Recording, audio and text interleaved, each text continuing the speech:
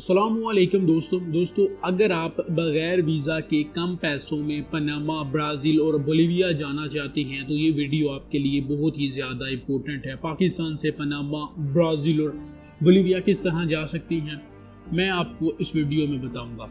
दोस्तों पहले नंबर पर तो बात ये है कि पनामा, ब्राज़ील और बोलिविया इन तीनों ही ममालिक में आप बग़ैर ट्रांजिट वीज़ा के स्टे कर सकते हैं। इसका मतलब ये है कि बग़ैर ट्रांजिट वीज़ा लिए आप एयरपोर्ट यूज़ करके आप किसी भी नेक्स्ट कंट्री जा सकते हैं। बहुत से ऐसे पाकिस्तानी एजेंट हैं जो इस रास्ते को इस्तेमाल करती हैं, इस रूट को इस्तेमाल करते हैं कि किसी भी कैरिबियन कंट्री में आपको एंट्री करवाने के लिए, लाइक ट्रिनिडाद एंड टोबैगो है, जमैका है, हैटी है, डोमिनिका है, डोमिनिकन रिपब्लिक है, ये जितने भी कैरिबियन कंट्री हैं इनमें एंट्री करवाने के लिए अगर आप पाकिस्तान से फ़्लाइट रूट देखें तो फ्रांस से, अमेरिका से, कनाडा से होकर फ़्लाइट जाती हैं।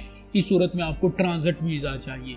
लेकिन अगर आप via south America like Brazil से, पनामा से या फिर बोलिविया से होके जाते हैं तो इस सूरत में आपको ट्रांजिट वीज़ा लेने की ज़रूरत नहीं पड़ती। आप विदाउट ट्रांजिट वीज़ा आप लैंड कर सकती हैं किसी भी कैरिबियन कंट्री में।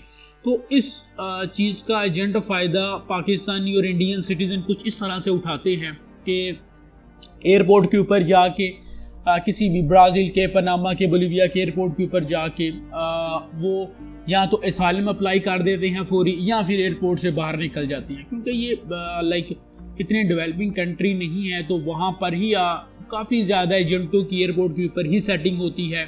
तो 1000, 2000, 4000 डॉलर दे के तो एयरपोर्ट से विदाउट स्टैंपिंग एंट्री करवा देती हैं। बगैर स्टैंप किए, बगैर इमिग्रेशन किए एजेंट जो है वो किसी भी एयरपोर्ट के ऊपर ब्राज़ील के या पनामा के या फिर बोलिविया के या फिर कोस्टा रिका के, जितने भी साउथ अमेरिकन कंट्री हैं इनमें बहुत से एजेंटों की सेटिंग होती है। तो 1000 यूरो के अंदर, 2000 यूरो के अंदर या फिर 1500, 1200 डॉलर के अंदर जो है वो एंट्री करवा देते हैं। एंट्री करवाने के बाद आप एयरपोर्ट से बाहर निकल आते हैं, फिर आप आगे अमेरिका की तरफ अपना जो सफ़र है वो स्टार्ट कर सकते हैं। ज़्यादातर ये जो केसेस हैं ये 2017 से लेकर 2020 से पहले बहुत ही ज़्यादा ये केस आते थे कि पाकिस्तानी बग़ैर वीज़ा लिए सिर्फ ट्रांजिट वीज़ा की बेस के ऊपर ब्राज़ील में एंट्री ले ली, पनामा में एंट्री ले ली, बोलिविया में एंट्री ले ली। अब भी ऐसा पॉसिबल है, लेकिन ये टोटली गेम डिपेंड करेगी आपके एजेंट के ऊपर कि वो इस गेम को किस तरह शेड्यूल करता है और किस तरह आपको एंट्री दिलवाता है।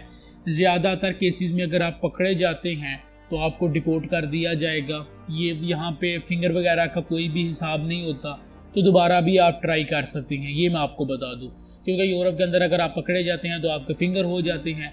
लेकिन अगर ब्राज़ील की बात करें, पनामा, कोस्टा रिका की बात करें तो वहाँ पर इतना इमिग्रेशन सिस्टम स्ट्रॉन्ग नहीं है कि आपके फिंगर लिए जाएँ या फिर आपकी जो भी स्केच वगैरह है वो बनाया जाए। तो इस तरह का पॉसिबल नहीं। अगर आप एक बार अगर फेल भी हो जाते हैं तो आप दोबारा भी कोशिश करके ट्रांजिट वीज़ा की बेस के ऊपर आप Brazil, Panama, Bolivia, Costa Rica में एंट्री ले सकते हैं।